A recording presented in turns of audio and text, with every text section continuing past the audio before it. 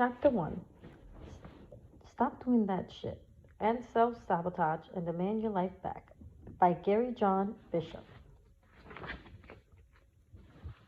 I dedicate this book to the helpless and hopeless, the frustrated and defeated. Today is a day when it can all begin anew. I don't care about your past, and you shouldn't either. Thanks to my beautiful wife and inspiring sons, without whom I could never be the man I have become. Through your generosity and love, we are a family committed to making a difference in this world. Chapter 1, here's the rub.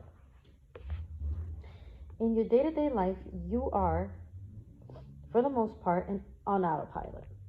Someone once asked me, what's the core of every human being? Bullshit, I replied. There are very few nervy moments of shoegazing silence followed by a gust of swirly, disjointed questions to cover the unease. Apparently, they were expecting some new age metaphysical answer about untethered spirit or essence of ancient forest or particles of distant stardust sprinkled with fairy juice. But my response was and is unequivocal.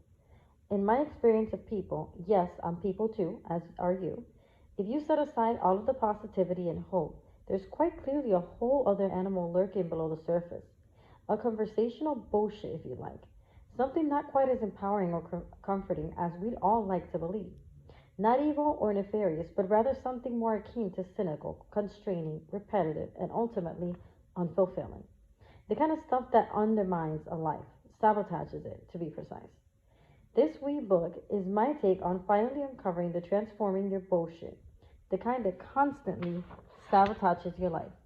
So if you're tired, overwhelmed, overworked, underloved, stopped, paused, bored, broke, too anxious, too analytical, lacking confidence, uninspired, disconnected, on the wrong path, headed in the wrong direction, bottomed out, mired in the past, worried about the future, disappointed, afraid, untrusting, unforgiving, suspicious, angry, frustrated, or just plain stuck in a cycle.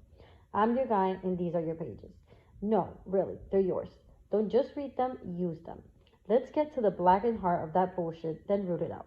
In my last book, Unfuck Yourself, Get Out of Your Own Head and Into Your Life, I wrote about constant internal chatter that we all deal with. The noise of opinion, judgment, reasons, fears, and excuses that rattle around in our heads every moment of every day. Sometimes it's loud, sometimes it's quiet, but nonetheless is always there. Your self-talk is the locker room of your life, where everything is strategized and worked out, where your plans for yourself live and die. Most of these plans never see the light of day, especially the good stuff, the dreams. You kill them where they rise in your head. People are little more than a living conversation, both internal and spoken. A dialogue in a body of skin and bone bags that talks, and it talks about everything. And the limit of that talk is the limit of that life, period. In short, you're what you talk about, or rather are the nature of what you talk about. If for you, life is too much, it really is too much. The confusion is that you think life is a certain way and you are just reporting on what you're seeing. But that's actually backwards. The reality is you create your experience of life in your self-talk and then act accordingly. And you're doing it all the time. You're never, like never ever, acted upon life itself. What you're acting on is your opinion of life. That's why it's such a different experience for each of us. Life just is. What you call it is up to you. Bear in mind, you'll have to live with your call, and you do. This isn't something new either. Philosophers such as Hans Gadamer, Edmund Husserl, and Martin Heidegger explored the importance of language and how it molds our as life experiences of absolutely everything. Those feelings you have or lack thereof are constituted in our language. Your talk is your life. And we see it most glaringly in your regular little sachets into the world of self-sabotage. This may require a bit of radical thinking on your part, but in a very real sense, your emotions and your conversations are in a constant tangle with each other.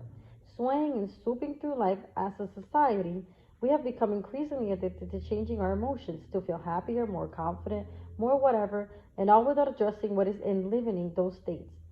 It's not the sucky life you seemingly have, but your dialogue about your life that has you by the throat. And the vast majority of that dialogue is blissfully unnoticed and therefore unexplored by you. It's running in the background. This book takes the work we started to unfuck yourself to the next level. We're out to finally uncover your personal brand of self-talk and discover why it remains the source of all that's currently shitty in your life. In the day-to-day living of our lives, we mostly just experience the moods and emotions of our internal chatter without doing the work to determine what's really saying.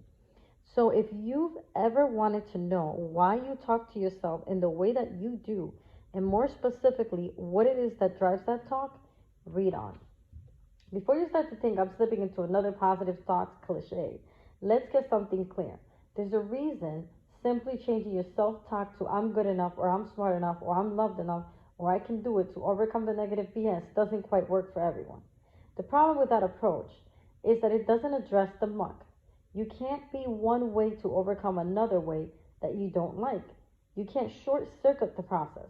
It's the emotionally equivalent of sweeping the dead cockroaches under the rug before your friend arrives. Sure, it all looks good, but in your heart of hearts, you know the dead cockroaches are still there. It's like that in our minds. When we sweep the negative emotion under our mental rug, deep down we still know something else. Something more akin to the truth. It's like lying to yourself, but you just don't believe the lie. A con game. We're using these pages to get under that rug, to reveal those hidden emotional cockroaches and free you up, to let you authentically be rather than pretend to be. You can, of course, shift your emotional state by doing so, a process I covered in my first book, but the common denominator in all of this is language. The way we work is that we can only ever be one at a time. You can be angry and loving simultaneously in a single moment. It's one or the other. You can be forgiving and resentful, or indifferent and sad. At any moment in time, you're always being one way and only one way. Before we dive in, a few people commented my last book didn't say much about me, so I'm rectifying that right here and now. I'm Scottish, full on accent, with a penchant for kilts and crappy weather. I love empowering people. My life's work is to give people something that might allow them to change their lives for the better. I don't do that by telling you're awesome, or that one day your ship will come in, or that everything happens for a reason, or any other kind of modern new agey shit that some people have to come to adopt. I give it to you straight, right between the eyeballs. You are the problem and you're the solution. As a related aside, someone once told me I'm not everyone's cup of tea. Tea isn't everyone's cup of tea either, was my response. I'm also not arrogant enough to think I could solve all conundrum that has perplexed philosophers, scholars, scientists, and great minds as far backwards, or at least as I can trace.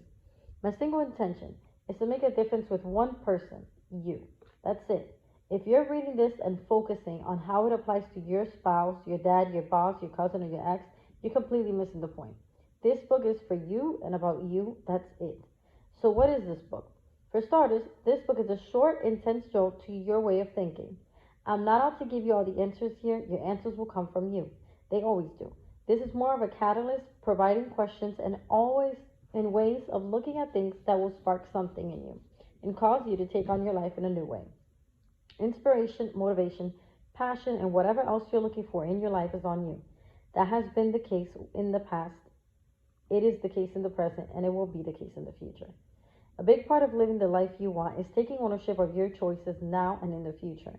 This book is more like a voyage of self-discovery, of thinking about and uncovering and ultimately revealing your true nature when you finally understand where you're coming from and you're giving yourself a greater shot at changing how your life will go.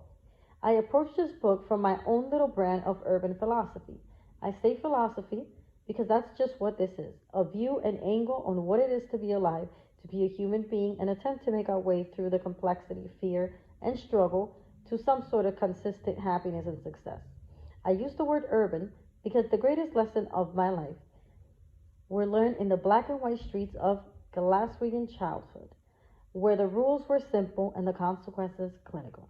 This is a model that I created. I looked at many different disciplines and approaches, studied a number of philosophers, took what made sense to me, and started to dig.